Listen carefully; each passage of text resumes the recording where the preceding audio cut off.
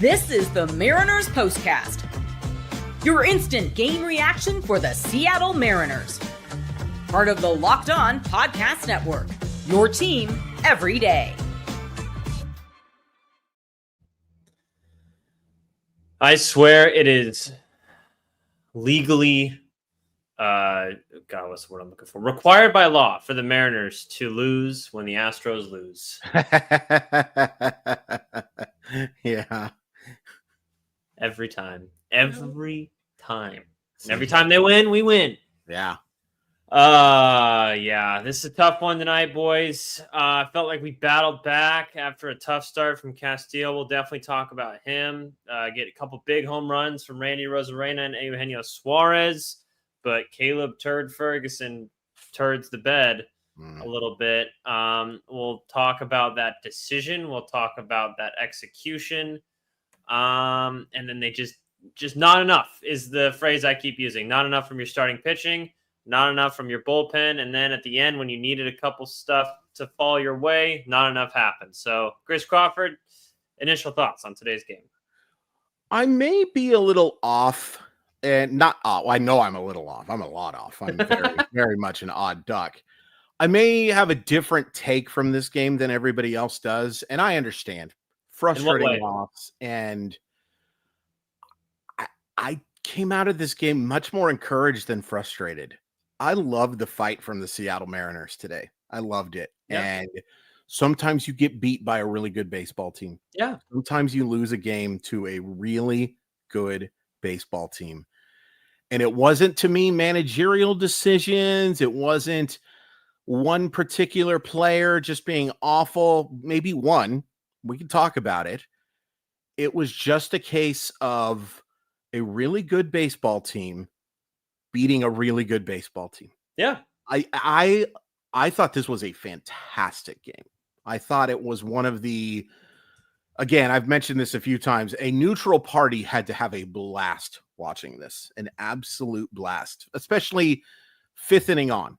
Fifth inning on, I think you had to just enjoy the heck out of this, but there were clutch moments. There were some amazing at bats. There was, I think, some really nice bounce back that we can talk about from the starter today.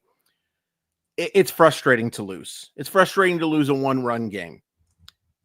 I came away with this thinking the Seattle Mariners are a really good baseball team. And if they play like this for the next, I believe there's 30 games to go, right? Yep. If they play like this over the next 30 games, they're going to win a heck of a lot of baseball games, and they're going to go pretty deep in October too.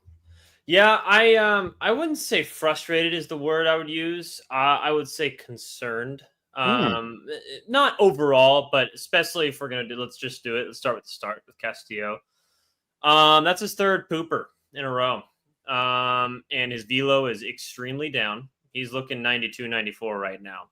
We need to have a conversation about Luis Castillo because it's weird because during the month of July, he led MLB starting pitchers in FWAR. He had a very good month of July.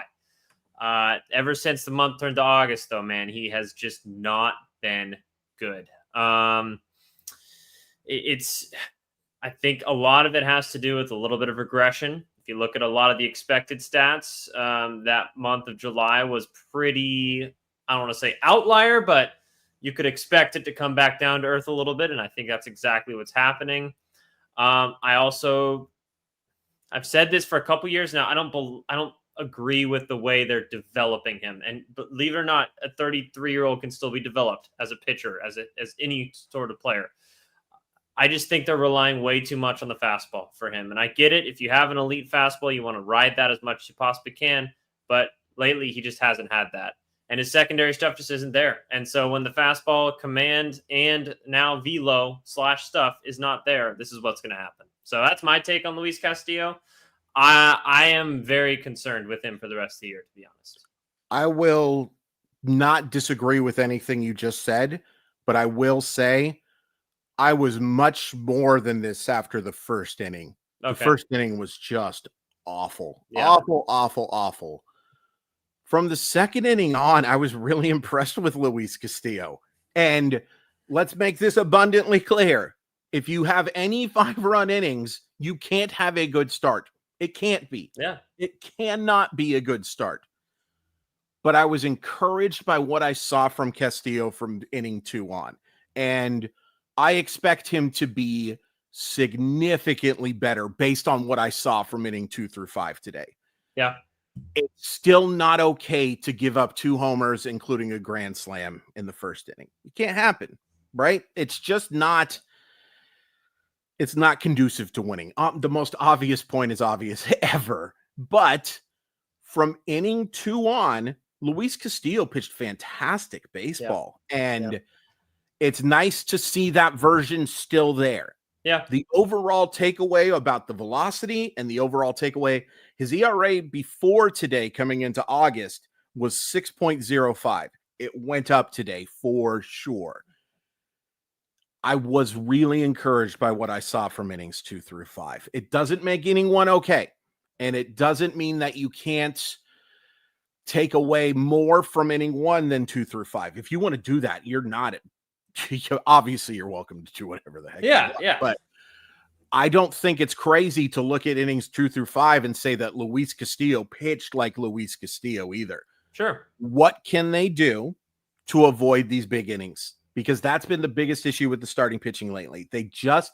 Bryce Miller gives up a 4 spot in the second inning yesterday. We saw Logan Gilbert give up a 5 spot, I believe, against Philadelphia over his 2 innings of work. Yep. What is happening that is creating these blow up innings? What also is happening that for the most part, those guys have pitched pretty well outside of those blowout innings. Sure. So some of it's good lineup. Ramon Laureano is a good hitter. He had a really nice day today. I want to see Luis Castillo pitch like inning 2 through 5 and just forget about inning 1.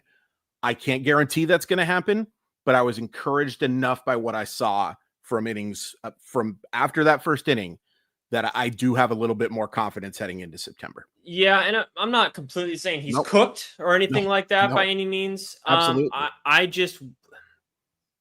My concern level's raising with him. Sure. I need to see some good starts. Otherwise, you're not going to be in this rotation and for the playoffs. I mean, right. So it's kind of on him at this point. Sure. If we even get there, hopefully that won't be such a big deal come that time. But I just think, and Adam points it out, he actually started to use his secondary stuff in innings 2 through 5. Mm-hmm. He started to find that slider.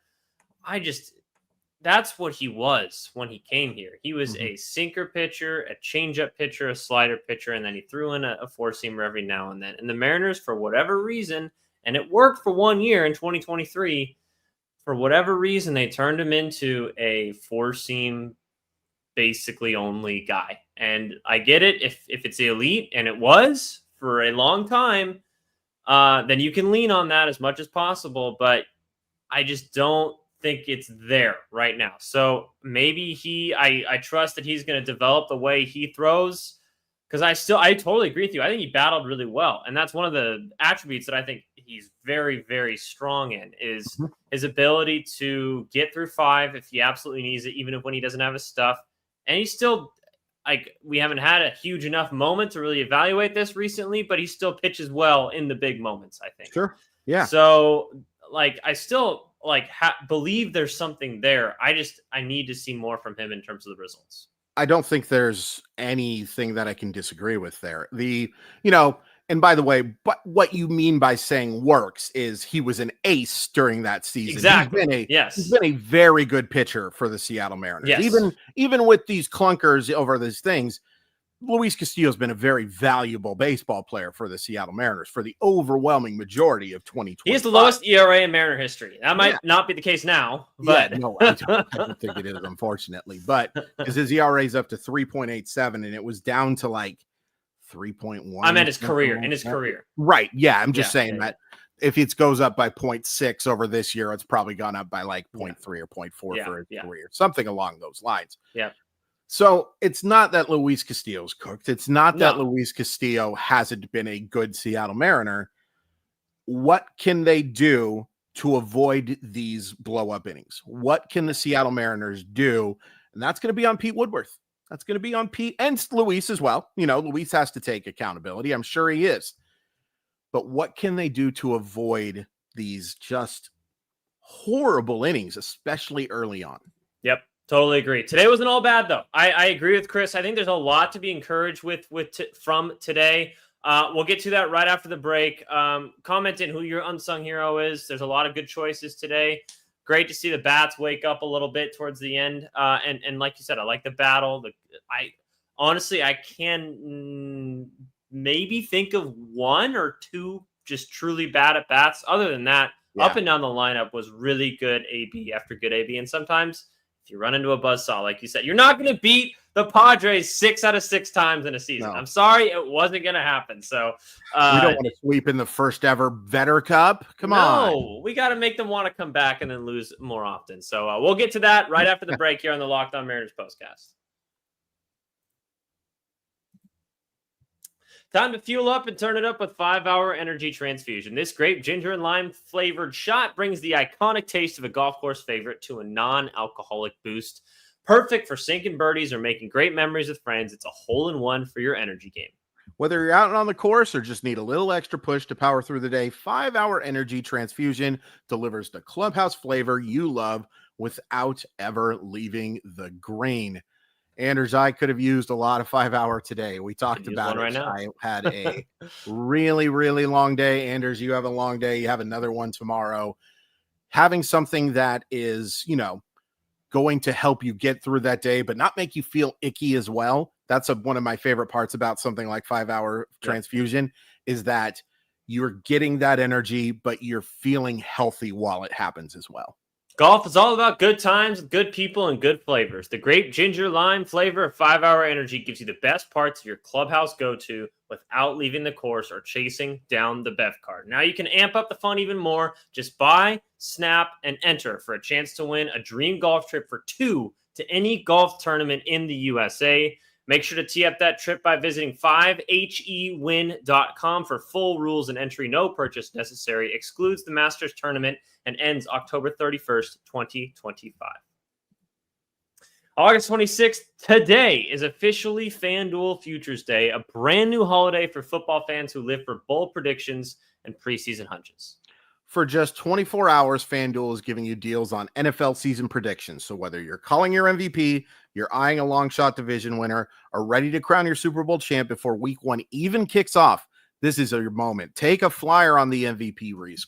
The Reese Davis will not win MVP this year. Crown your champion in August or parlay your division winner dark horses. Oh, yeah. I'm a Joe Burrow guy for the MVP, but we'll see what ends up happening. Yeah, Joe Burrow.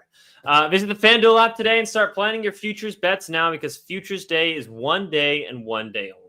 FanDuel, play your game.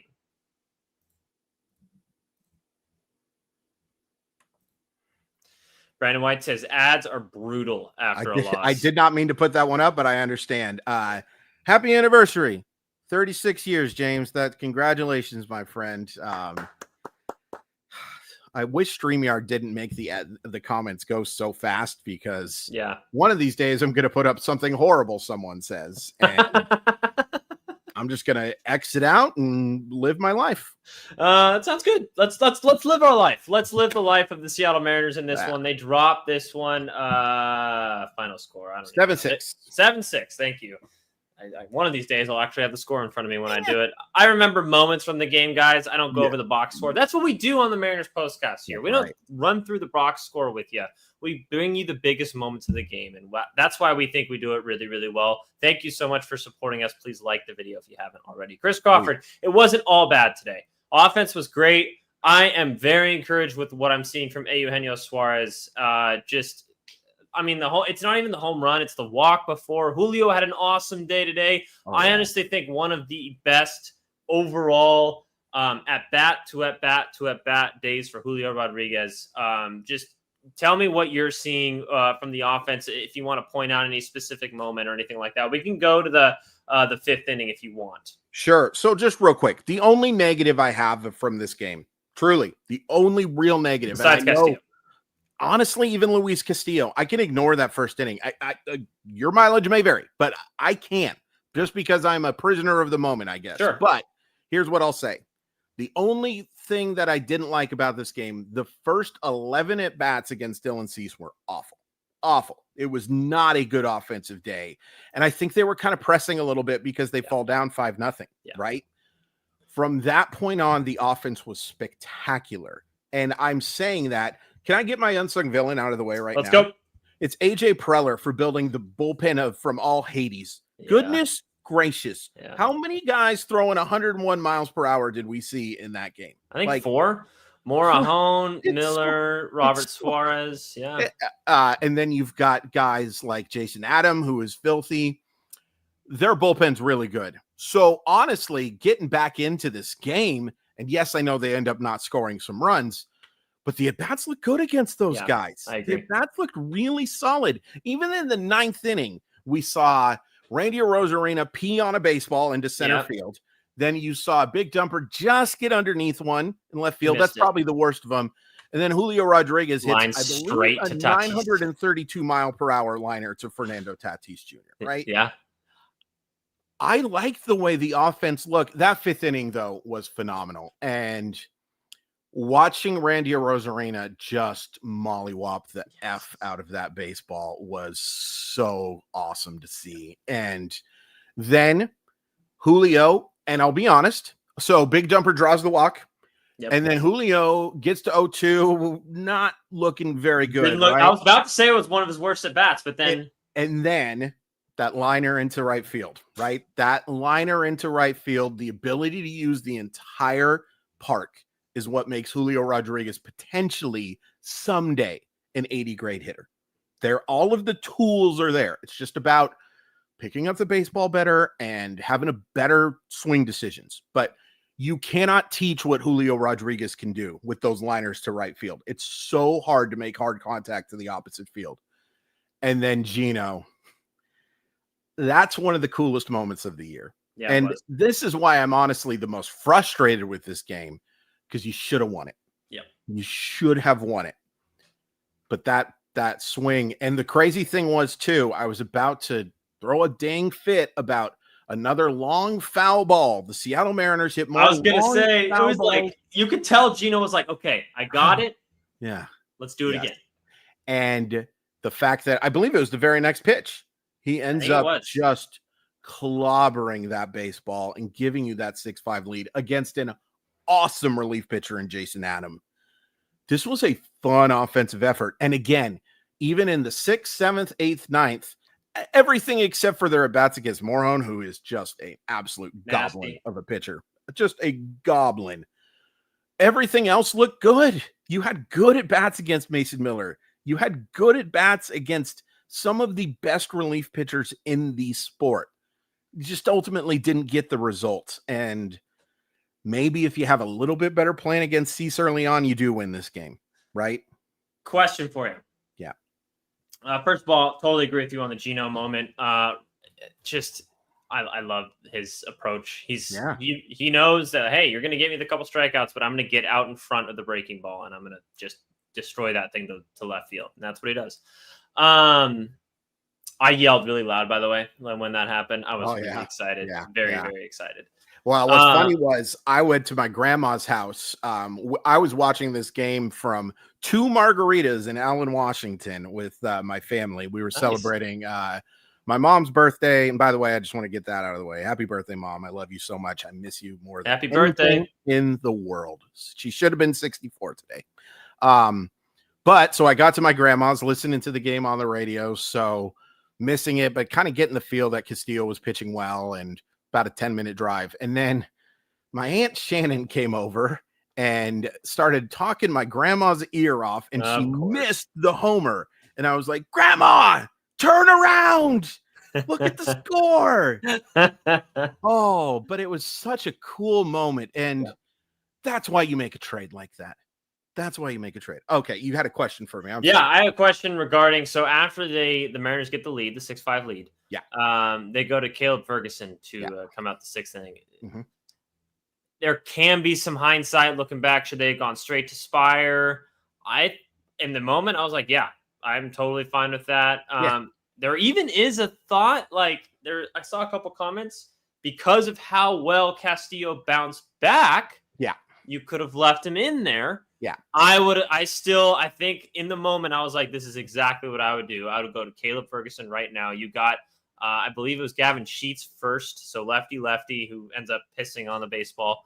And then you got reverse split Laureano, who has been much better versus right-handed pitching. So you got the platoon advantage versus 2 hitters. And then I believe the next one, was it Cronenworth?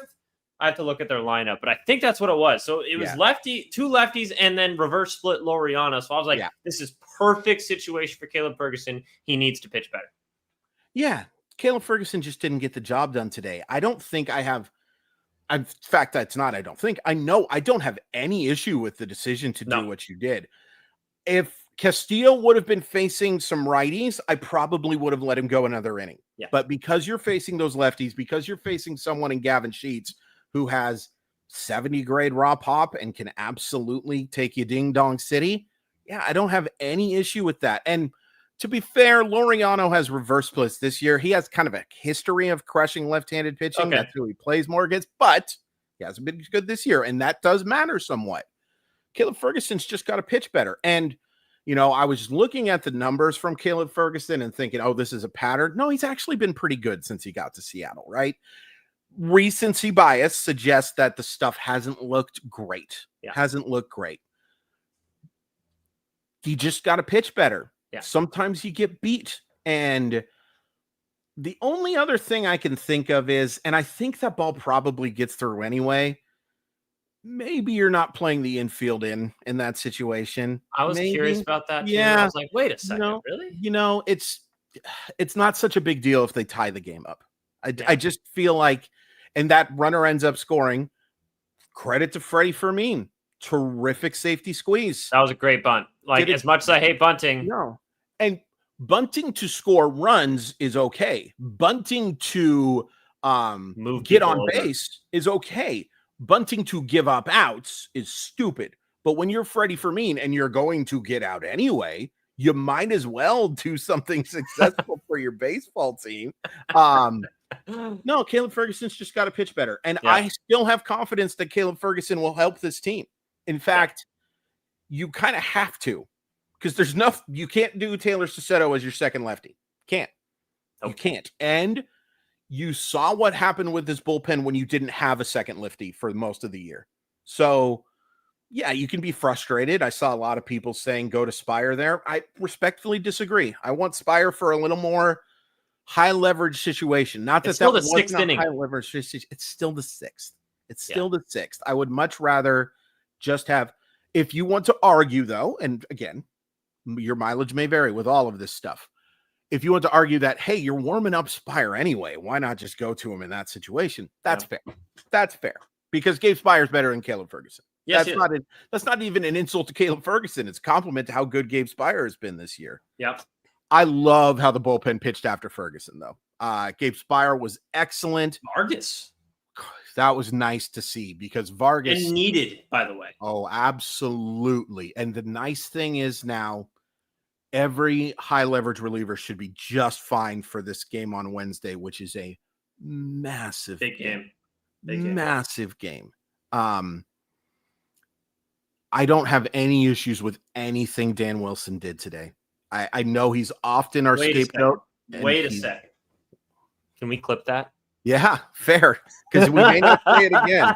We've been very critical of him lately. Yeah, but we have to call it the way it is when he does what we think, and like obviously our opinion isn't gospel, mine, yours, whoever's, right? Everyone has a different way of looking at baseball games. We just like to kind of contextualize it for you guys. When if we disagree a large amount of the time with Dan Wilson, we have to tell you when we agree with him. Yeah. And there have been lots of great moments. And if you watch the show religiously, like a lot of you do, we have brought them up.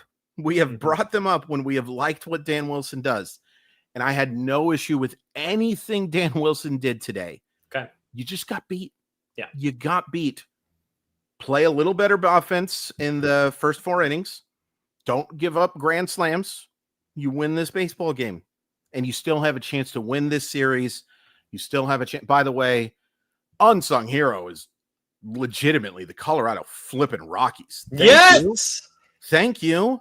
It's amazing that we don't lose any ground because Their 17th win on the road this year. And then 17th. Unsung August villain. 26th. Unsung villain is the Chicago White Sox for giving up a 4-run lead to the Royals in 2 innings. So we got one hero, one villain. Because you hated on Bobby Witt today in the. I did. I really did. It's a 2-man race. All right. He ain't getting anywhere near those two. It is. Here's why it's a 3-man race, because 3 people have to show up for the MLB reward show thing. But in all sincerity, it's a 2-man race. I didn't see how Aaron Judge did today, by the way. I'm starting to pay super close attention to that. Really? Oh yeah. I'm not yet. For some reason, I'm usually a scoreboard watching guy. I am not yet to that point. I am so zoned in on the Mariners taking care of their own business. When it gets closer to the point where, okay, win here, loss there, puts you into that and start clinching, then that's when I'll start to really for pay 3 attention. with a run, score, and a walk. He sucks. Aaron Judge sucks. Worthless player. See him in the postseason last year? So bad. Yeah. Juan Soto's better. Yeah. He is. Just so you guys know. All right. Thank you guys so much. just rage baiting over here. Thank you guys so much. Really appreciate hanging out today. We'll talk to you guys tomorrow. 1 p.m. start. Brian Wu versus Yu Darvish. Let's go get the series win. We already secured the Vetter Cup. Screw that. Let's go get the series win. And hopefully the Astros lose. I would love to actually gain a game. Jeez, that would be great on a day that they're not playing, or they are playing, excuse me. So that would be massive. Any last words, Chris Crawford? Love you, mommy.